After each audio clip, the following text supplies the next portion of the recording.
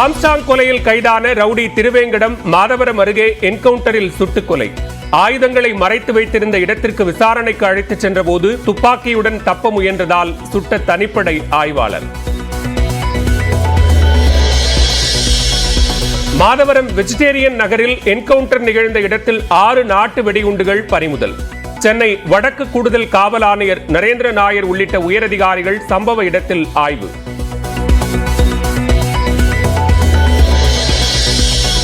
காவல்துறையினர் மீது நாட்டு வெடிகுண்டை வீசியதால் துப்பாக்கிச்சூடு நடத்திய ஆய்வாளர். வயிறு, இடது பக்க மார்பில் காயம் ஏற்பட்டு மருத்துவமனைக்கு செல்லும் வழியில் ரவுடி உயிரிழந்ததாக தகவல். என்கவுண்டர் நடந்த இடத்தில் சென்னை வடக்கு கூடுதல் ஆணையர் நரேந்திரன் நாயர் ஆய்வு.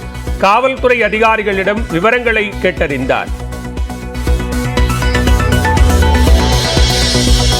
ரவுடி திருவேங்கடத்தை என்கவுண்டர் செய்தது சந்தேகம் அளிப்பதாக எடப்பாடி பழனிசாமி பேட்டி.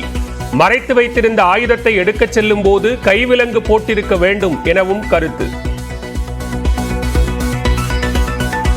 அப்படி அழைத்து சென்றவர்களை கைவிலங்கு தான் அழைத்து செல்ல வேண்டும். அவர்கள் எங்கே அந்த ஆயுதத்தை மறைத்து இருக்கிறார்களோ அந்த ஆயுதத்தை கைப்பற்றின்ற பொழுது இப்படிப்பட்ட சம்பவம் நடைபெற்றதாக சொல்கிறார்கள். இதில் ஏதோ சந்தேகம் இருப்பதாக தெரிகிறது. சென்னை அண்ணா அறிவாலயத்தில் முதலமைச்சர் மு க ஸ்டாலினை சந்தித்த அன்னியூர் சிவா. விக்கிரவாண்டி இடைத்தேர்தலில் வெற்றி பெற்றதற்காக வாழ்த்து பெற்றார்.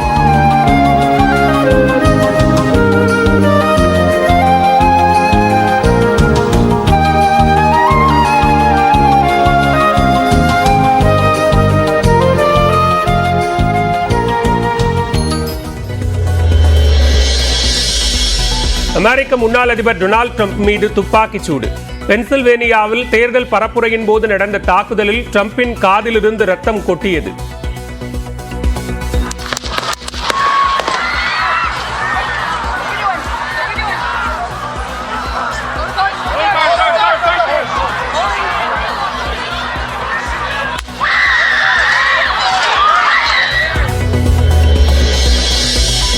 டொனால்டு டிரம்ப் மீது நடந்த துப்பாக்கிச் சூட்டின் போது தேர்தல் பரப்புரையில் பங்கேற்றவர் உயிரிழந்த பரிதாபம்.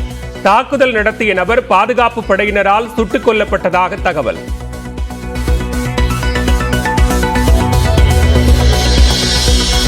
டிரம்ப் மீதான துப்பாக்கிச் சூட்டுக்கு அமெரிக்க அதிபர் Joe Biden, Obama, Elon Musk கண்டனம்.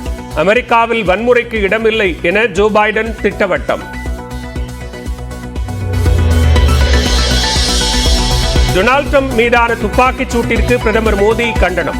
அரசியல் மற்றும் ஜனநாயகத்தில் வன்முறைக்கு இடமில்லை என கருத்து.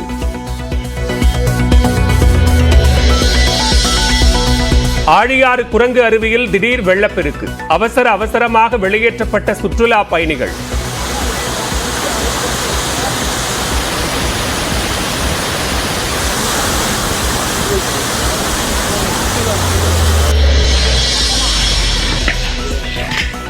இதில் 20 பேர் புதைக்கப்பட்ட விவகாரம். 2 பேர் மீது காவல்துறையினர் வழக்கு பதிவு. அனந்த் அம்பானி, ராதிகா மெச்சன் தம்பதிக்கு பிரதமர் நரேந்திர மோடி நேரில் வாழ்த்து. ஆசியுடன் திருமண பரிசையும் வழங்கினார். விடுமுறையொட்டி ராமேஸ்வரத்தில் குவிந்த சுற்றுலா பயணிகள். அக்னி தீர்த்த கடலில் குளித்துவிட்டு நீண்ட வரிசையில் காத்திருந்து சாமி தரிசனம்.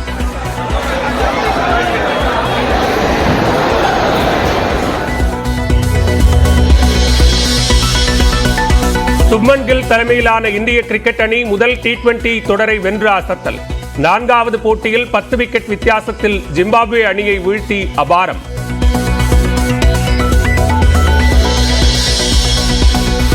விம்பிள்டன் டென்னிஸ் மகளிர் ஒற்றையர் பிரிவில் சாம்பியன் பட்டம் வென்றார் முன்னணி வீராங்கனை பார்பரா கிரெட்சிகோவா. லண்டனில் நடைபெற்ற இறுதிப் போட்டியில் இத்தாலியைச் சேர்ந்த ஜாஸ்மின் பவோலினியை வீழ்த்தி 28 கோடி ரூபாய் பரிசுத் தொகையை தட்டிச் சென்றார். சென்னை அண்ணா அறிவாலயத்தில் அமைச்சர் பொன்முடி செய்தியாளர்களை சந்தித்து வருகிறார். நேரலை காட்சிகள்.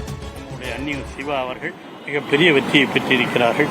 அவருக்கு உங்கள் சார்பாக என்னுடைய வாழ்த்துதலையும், முதலமைச்சர் அவர்களுக்கு அவரை வேட்பாளராக சொன்ன முதலமைச்சர் அவர்களுக்கும் எங்களுடைய உளமார்ந்த நன்றியை நாங்கள் தெரிவித்துக் கொள்கிறோம். நன்றி, வணக்கம்.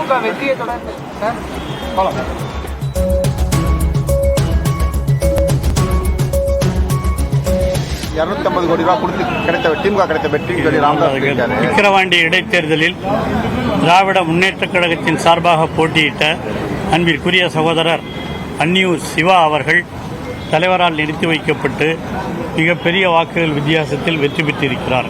இதுவரை நடைபெற்ற இடைத்தேர்தலில் மிக அதிக வாக்குகள் வித்தியாசத்தில் அன்னியூர் சிவா வெற்றி பெற்றிருப்பது நமக்குள்ள மிகப்பெரிய பெருமையாகும். இந்த வெற்றி அன்னியூர் சிவாவுக்கு எடுத்த வெற்றி மட்டுமல்ல, நம்முடைய தமிழக முதல்வர் தளபதி அவர்களுக்கு கிடைத்திருக்கிற வெற்றி. அவர் இந்த 3 ஆண்டுகளில் செய்திருக்கிற சாதனைகளை மக்களிடம் எடுத்துச் சொல்லி நாங்கள் அனைவரும் பிரச்சாரம் செய்து எல்லோரும் தோழமை கட்சிகள், இந்தியா கூட்டணியினுடைய தோழமை கட்சிகள் அனைவரும் ஒருங்கிணைந்து செயல்படுத்திய அந்த நிகழ்வுதான் இந்த வெற்றிக்கு மிக முக்கிய காரணம். அவ்வளவு வாக்குகள் வித்தியாசத்தில் 67,000 வாங்கிறது சாதாரணமான விஷயம் கிடையாது. அந்த தொகுதியில் அவ்வளவு வாக்குகளை பெற்று அன்னியூர் சிவா வெற்றி பெற்றிருக்கிறார். மாவட்ட கழகத்தினுடைய பொறுப்பாளராக தமிழக முதல்வர் அவர்களால் நியமிக்கப்பட்டு முதலில் அவர் சந்தித்த பொன் கௌதமி ஸ்ரீராமன் அவர்கள் சந்தித்த தேர்தலும் இதுதான். ஆகவே இது இருவருக்கும் கிடைத்திருக்கிற மிகப்பெரிய வெற்றி. அதைத்தான் தமிழக முதலமைச்சர் அவர்கள் எங்கள் அனைவரையும் அழைத்து அமைச்சர்கள் எல்லாம் அங்கே வருகை புரிந்து பாராட்டியிருக்கிறார்கள். பணி செய்து விக்கிரவாண்டி இடைத்தேர்தலில் வெற்றி பெற்ற திமுக வேட்பாளர் அன்னியூர் சிவா தற்போது திமுக தலைவரை சந்தித்து வாழ்த்து பெற்ற நிலையில் அமைச்சர் பொன்முடி செய்தியாளர்களை சந்தித்த நேரலை காட்சிகளை பார்த்தோம். விரிவான விவரங்களை பின்னர் வரும் தொகுப்புகளில் பார்க்கலாம். ஆம்ஸ்ட்ராங் கொலை வழக்கில் கைது செய்யப்பட்ட 11 பேரில் ஒருவரான ரவுடி திருவேங்கடம் என்கவுண்டரில் சுட்டுக் கொல்லப்பட்ட சம்பவம் பரபரப்பை ஏற்படுத்தியுள்ளது. பகுஜன் சமாஜ் கட்சியின் மாநில தலைவராக இருந்த ஆம்ஸ்ட்ராங் கடந்த 5ஆம் தேதி சென்னை பெரம்பூரில் வெட்டி படுகொலை செய்யப்பட்டார். இந்த கொலையில் தொடர்புடைய பொன்னை பாலு, திருவேங்கடம் உள்ளிட்ட 11 பேரை காவலில் எடுத்து காவல்துறையினர் தனித்தனியாக விசாரித்து வருகின்றனர். இந்த நிலையில் வழக்கில் கைது செய்யப்பட்ட திருவேங்கடம் என்பவரை காவல்துறையினர் ஆயுதங்களை மறைத்து வைத்த இடத்திற்கு விசாரணைக்காக அழைத்துச் சென்றனர். அப்போது மாதவரம் வெஜிடேரியன் நகரில் காவல்துறையினரை தாக்கிவிட்டு அதிகாலை 5 மணி அளவில் அவர் தப்ப முயன்றதாக கூறப்படுகிறது. மேலும் காவல்துறையினர் மீது நாட்டு வெடிகுண்டை வீசியதாகவும் தெரிகிறது. இதனையடுத்து தனிப்படை காவல் ஆய்வாளர் முகமது புகாரி துப்பாக்கியால் சுட்டதில் ரவுடி திருவேங்கடம் சரிந்து விழுந்தார். பின்னர் வயிறு, இடது பக்க மார்பில் காயம் ஏற்பட்ட திருவேங்கடத்தை காவல்துறையினர் தனியார் மருத்துவமனைக்கு அழைத்துச் சென்றனர். ஆனால் அவர் செல்லும் வழியிலேயே உயிரிழந்து விட்டதாக காவல்துறையினர் தெரிவித்துள்ளனர். இதனைத் தொடர்ந்து சென்னை வடக்கு கூடுதல் காவல் ஆணையர் நரேந்திர நாயர் உள்ளிட்ட உயரதிகாரிகள் சம்பவ இடத்தில் ஆய்வு மேற்கொண்டனர். அப்போது மாதவரம் வெஜிடேரியன் நகரில் என்கவுண்டர் நிகழ்ந்த இடத்தில் 6 நாட்டு வெடிகுண்டுகள் பறிமுதல் செய்யப்பட்டன. ரவுடி திருவேங்கடம் என்கவுண்டர் செய்யப்பட்டதில் சந்தேகம் உள்ளதாக அதிமுக பொதுச் செயலாளர் எடப்பாடி பழனிசாமி தெரிவித்துள்ளார். வேலூரில் செய்தியாளர்களிடம் பேசிய அவர், மறைத்து வைத்திருந்த ஆயுதத்தை எடுப்பதற்காக அழைத்துச் சென்றபோது கைவிலங்கு போட்டு பாதுகாப்பாக சென்றிருக்க வேண்டும் என்று கூறினார்.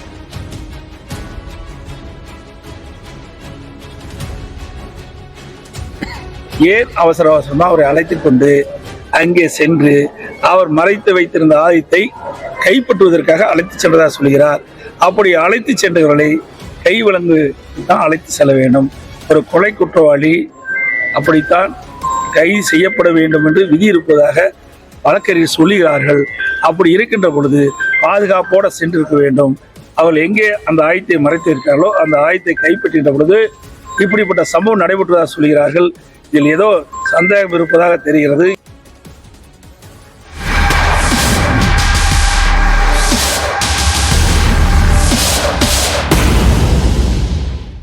அமெரிக்காவில் தேர்தல் பரப்புரையில் ஈடுபட்ட முன்னாள் அதிபர் டொனால்டு டிரம்ப் மீது துப்பாக்கிச்சூடு நடத்தியதில் காதில் ரத்தம் சொட்ட சொட்ட அவர் மருத்துவமனையில் அனுமதிக்கப்பட்டுள்ளார்.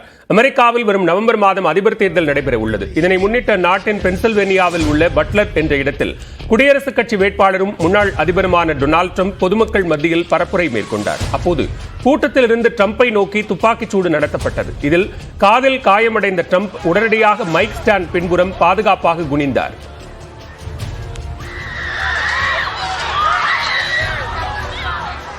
And you know, that's a little bit old, that chart. That chart's a couple of months old. And if you want to really see something that's said, take a look at what happened.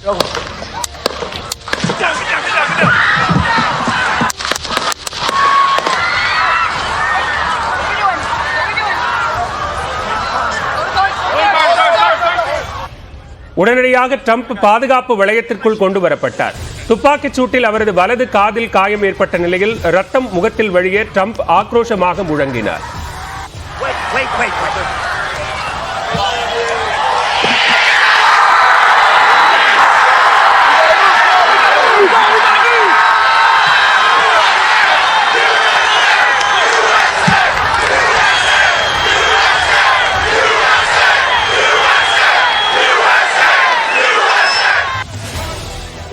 இந்நிலையில் கூட்டத்தில் பங்கேற்ற ஒருவர் துப்பாக்கிச் சூட்டில் உயிரிழந்தார். மேலும் துப்பாக்கியால் சுட்டவரையும் அந்நாட்டு காவல்துறையினர் சுட்டுக் கொன்றனர். காதில் காயம் ஏற்பட்டு மருத்துவமனையில் அனுமதிக்கப்பட்ட ட்ரம்ப் தற்போது நலமுடன் இருப்பதாக மருத்துவர்கள் தெரிவித்துள்ளனர். அமெரிக்க அதிபர் தேர்தல் நெருங்கும் நிலையில் வேட்பாளர் மீது துப்பாக்கிச் சூடு நடத்தப்பட்டது அந்நாட்டு அரசியலில் பெரும் விவாத பொருளாகியுள்ளது.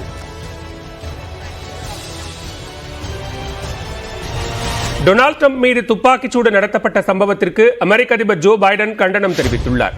இது தொடர்பாக செய்தியாளர்களிடம் பேசிய அவர், இதுபோன்ற வன்முறைகளுக்கு அமெரிக்காவில் ஒருபோதும் இடம் கிடையாது என்று கூறினார். இந்த சம்பவத்தை ஒன்று சேர்ந்து கண்டிக்க வேண்டிய அவசியம் ஏற்பட்டிருப்பதாகவும், ட்ரம்ப் மற்றும் பரப்புரையில் ஈடுபட்ட அவரது ஆதரவாளர்களுக்காக பிரார்த்தனை செய்வதாகவும் பைடன் தெரிவித்தார். There's no place in America for this kind of violence. It's sick. It's sick. It's one of the reasons why we have to unite this country. We cannot allow for this to be happening. We cannot be like this. We cannot condone this. And so Trump மீது துப்பாக்கிச்சூடு நடத்தப்பட்டதால் அமெரிக்க அதிபர் தேர்தலில் மாற்றம் வருவதற்கு வாய்ப்பில்லை என்று பேராசிரியர் Gladson Xavier கூறியுள்ளார். நியூஸ் 18க்கு பேட்டியளித்த அவர், அமெரிக்காவில் பாதுகாப்பு பல மடங்கு அதிகரிக்கப்படும் என்று கூறினார். தேர்தல் இன்னும் ஒரு சில மாதங்கள் இருக்கு தேர்தல் வர்றதுக்கு. அப்போ இதுல என்ன பிரச்சனைகள் இருக்கும் அப்படின்னு பாத்தீங்கன்னா, ஒண்ணு நாட்டுல போட்டி போடக்கூடிய ஒரு அதிபருக்கே பாதுகாப்பு இல்லாத ஒரு சூழ்நிலை இருக்கே, அதுக்கு என்ன அப்படிங்கிற மாதிரி பார்க்கறதுக்கான வாய்ப்புகள் இருக்குது. இந்த கேள்விகள் கட்டாயம் எழுப்பப்படும். ஆனா இருந்தாலும் பாத்தீங்கன்னா இது அவ்வளவு சாதாரணமான விஷயம் கிடையாது. இன்னொன்று கன் லாஸ், அமெரிக்காவில் இருக்கக்கூடிய கன் லாஸ் ரொம்ப வித்தியாசமான கன் லாஸ். ஏன்னா 2வது சட்ட திருத்தத்தின்படி அவங்க தற்பாதுகாப்புக்காக அவர் யார் வேணாலும் துப்பாக்கிகளை வச்சுக்கலாம் அப்படின்னு சொல்லி சட்டமே இருக்கு. இப்போ ட்ரம்ப் அவர்களுடைய கேம்பெயின் என்ன சொல்லுதுன்னா, கண்டிப்பா எல்லாருக்கும் துப்பாக்கிகளை தாராளமா கொடுக்கணும் அப்படின்னு சொல்றதும், பைடனோட கேம்பெயின் அவங்க சார்ந்தவங்க கன் லாஸ் ரெஸ்ட்ரிக்ட் பண்ணணும், அவங்களை இன்னும் கொடுக்கக்கூடாது, சுய பாதுகாப்பு முக்கியமா இருந்தாலும் அதே சமயத்தில் நம்ம துப்பாக்கிகளை ரொம்ப பாதுகாப்பா வச்சுக்கணும், மக்கள் மத்தியில கொண்டு போய் சேர்க்கக்கூடாது. இந்த 2 துர்வத்தனமான பிரச்சனைகள் இருக்கு. இப்ப யார் இந்த பிரச்சனையை எழுப்பினாலும் துப்பாக்கியை வெளியே விட்டதுனாலதான் அவன் சுட்டான் அப்படின்னு ஒரு பக்கமும், இன்னொரு பக்கம் பாதுகாப்புக்கான துப்பாக்கிகள் இருந்ததுனாலதான் அவரை தடுக்க முடிஞ்சது அப்படிங்கிற இந்த 2 பிரச்சாரங்களும் இன்னும் அதிகமா வலுக்கிறதுக்கான வாய்ப்புகள் அதிகமா இருக்கு. இந்த சம்பவத்தினால தேர்தல்களில் மாற்றம் வர்றதுக்கான வாய்ப்பு கிடையாது. என்ன நடக்கும்னா, பாதுகாப்புகள் அதிகப்படுத்தப்படும். ஏற்கனவே ஜான் எஃப் கென்னடியினுடைய அந்த தாக்குதல் மிகவும் பயங்கரமான பிரச்சனை ஏற்படுத்திச்சு. அதுக்கப்புறம் ரேகன் மேல தாக்குதல் நடந்துச்சு. ரேகன் மேல தாக்குதலுக்கு அப்புறம் பல அடுக்கு பாதுகாப்புகள் அதிகப்படுத்தப்பட்டுச்சு. அதே மாதிரிதான் இப்பவும் பாதுகாப்பு அப்படிங்கிறது பல மடங்கு அதிகரிக்கப்படுறதுக்கான வாய்ப்பு தான் இருக்கே தவிர பெரிய அளவில் தேர்தல் களத்துல மாற்றங்கள் ஏற்படுறதுக்கான இது நேரம் இல்லை. இது ஒரு பெரிய சாத்தியக்கூற அமையாது.